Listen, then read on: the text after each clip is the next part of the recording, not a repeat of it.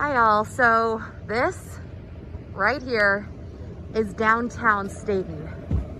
You can see the red hue, the red-orange glow in the sky.